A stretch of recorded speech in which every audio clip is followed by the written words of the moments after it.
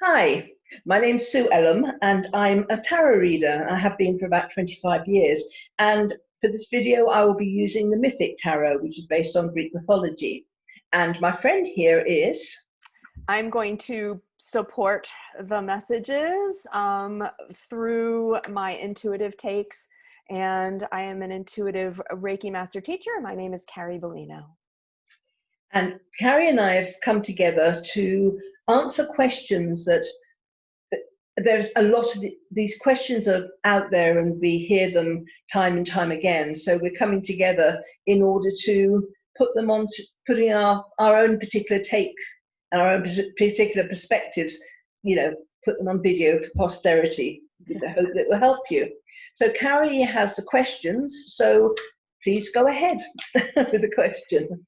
All right, this question is, how do we move through emotional or energetic blocks?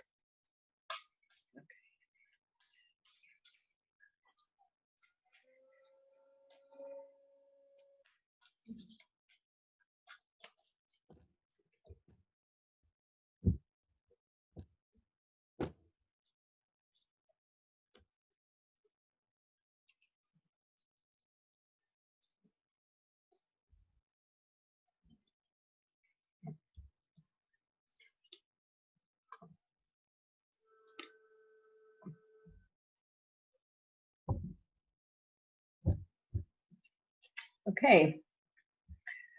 This is about money and resources, things coming to you.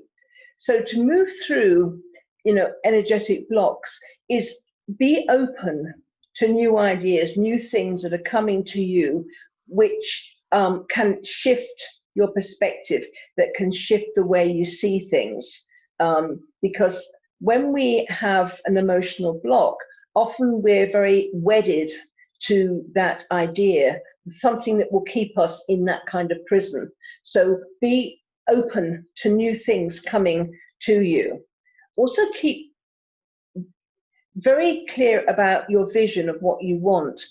And you have to ask yourself the question, am I comfortable with this block? Is it my friend? Will I feel like a vacuum if it's gone? Has it become my sense of purpose?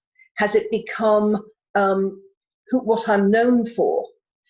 It's very much about whether we are prepared to make those changes, because sometimes those blocks work for us. They give us a sense of identity, and maybe we've made friends who also have similar blocks. If we get rid of that block, do we lose those friends, or will some of them move forward as well? So we have to be very clear what our vision is. Do we really, really want to get rid of it, get rid of these blocks and move forward? If so, just keep hold of that vision. Don't let anyone sidetrack you. Don't let anyone tell you that it's not possible, because it is. But you have to want it enough, and that's the trick of it. It's also partly getting into this place of, this hasn't worked out the way I expected it to. Do I cut my losses, or do I just put up with it? So it's a case of, sometimes we get into a situation because we haven't thought it through carefully enough. It looked good, and we were looking at it through rose-colored glasses, and it all looked really, really promising. And then it hasn't worked out the way we wanted it to. But then we kind of get tied up with, oh, if I walk away, it makes me look like a failure. Or it is likened to kind of marrying somebody because they're good looking, they've got lots of money, and then you kind of find within the marriage you don't actually have anything in common. So you're married to somebody that looks good, but you can't talk, there's nothing else. And it's like, well, my friends are jealous of me because I've got such a handsome husband or beautiful wife. What, if I walk away from this, they'll think I'm crazy. Or so it's that kind of thing. It depends on also how much you value what other people think of you as well. It's all tied in. It's all tied in. Obstacles. Don't focus on the obstacles. You need to keep with your goal, because believe me, if you've got an emotional block, there are going to be people around you who are comfortable with your emotional block because it makes you resonate with them. They have similar things. They won't want you to become more positive in your attitudes, more kind of hopeful in your attitudes, because they are wedded to despair. They're wedded to hopelessness, and it's comfortable because it's so easy. If you can blame someone else for all the woes in the world, you don't have to look inside and say, well, actually, I contributed to that, because many people don't want to take responsibility. They want to blame someone else. It's much more comfortable. So if you really, really do want to move through emotional blocks, you have to have an end goal, that you're going to be free, that you're going to have peace of mind, that you're going to be able to wake up in the morning and be joyful and not attached to outcomes of any sort, being prepared just to go with the flow and see what happens. And it really is freedom.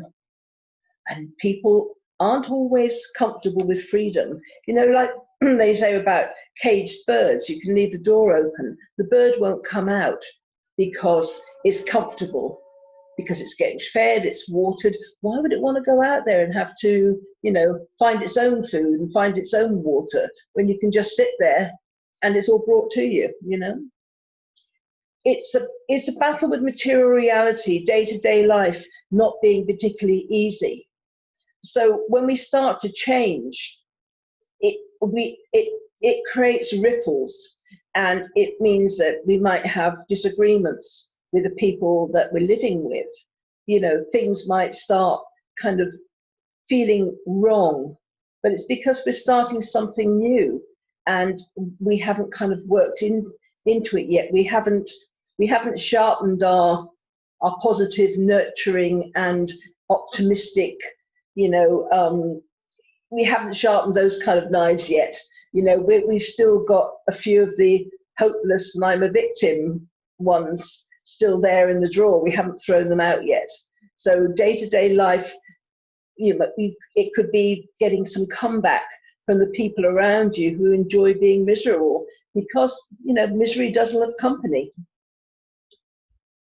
And here we have money and resources coming. But this isn't just about, in this context, it's not really about money, but it's, if you can move past this, you will get much, much more than you've ever had before. So getting rid of emotional blocks will free you up. It will give you peace of mind. It will also change things, and you could lose some of the people around you that are wedded to, you know, doom and gloom. But really, you know, is that a loss if you can be really happy? You know, some of them might kind of catch up, jump on the happiness train with you, who knows? But you will gain more than you will ever lose. And that's the cards. Well, this one is one you've brought up a couple of points that I have been sharing for years. That is probably the hardest thing for people to understand or accept, but also the most life-changing when you are able to. So I would be remiss if I didn't put it here. Some of you watching may say, that's bull. I don't buy it, but it is just something that I have come to understand and adopt on many levels. And that statement is, we create our reality.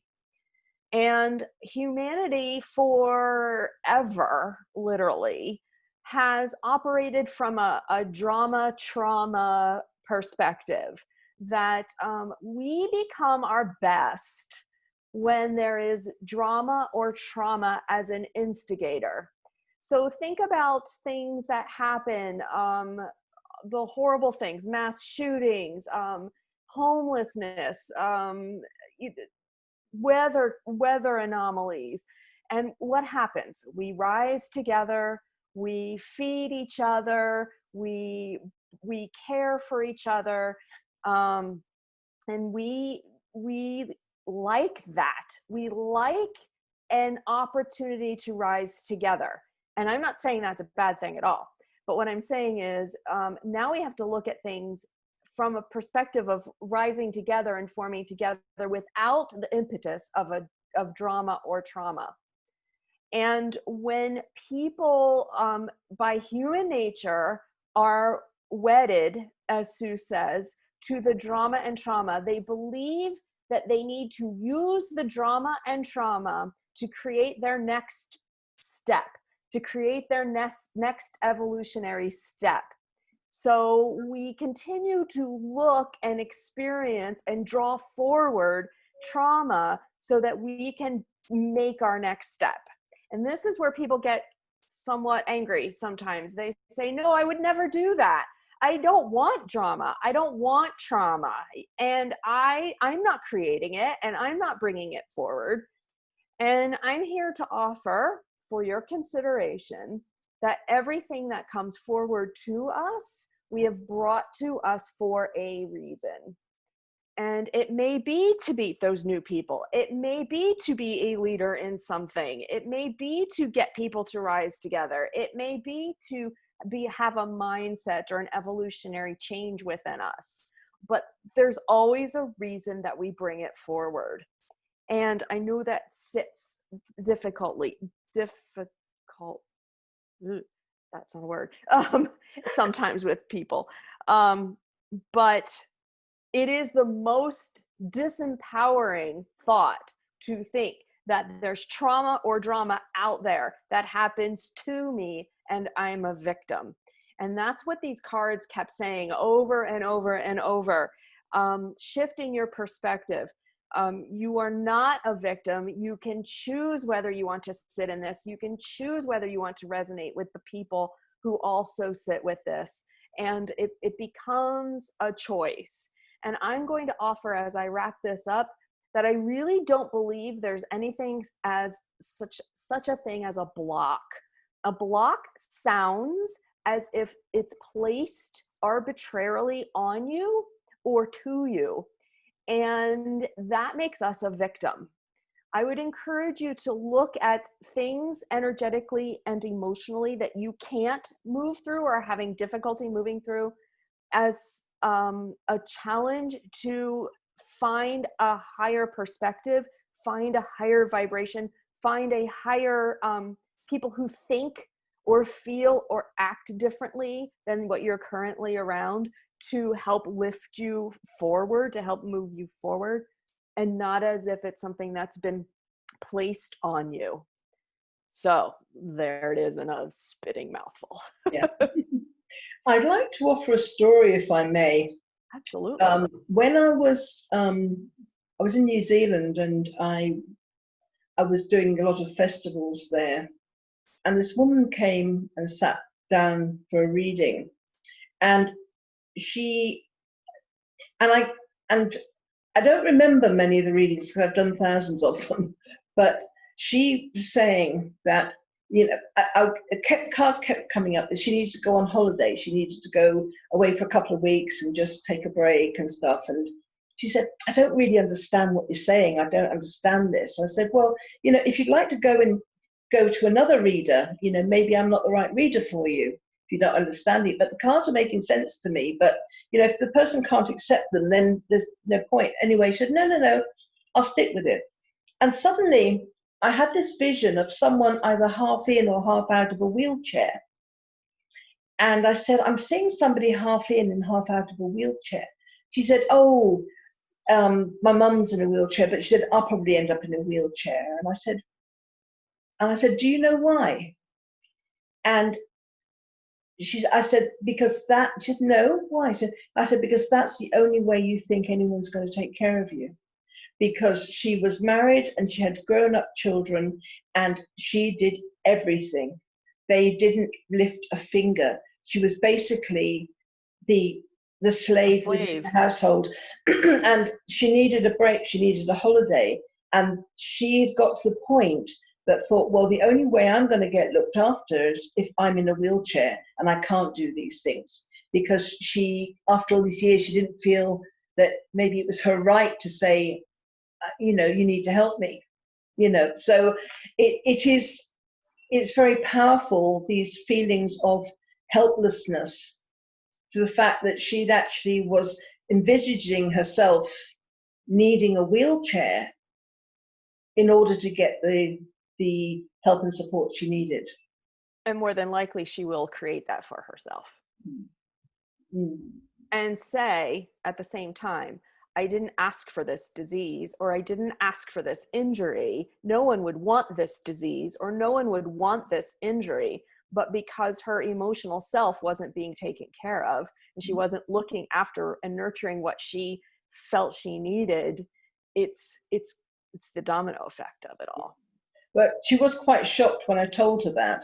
So maybe that could have created, hopefully created a shift. But that was a situation, and so that's why it stuck in my mind, because you know what people will do to get into a comfortable situation without actually having to show up, you know. Right. Yeah. Anyway, so could you please repeat the question, Carrie, before we? Certainly.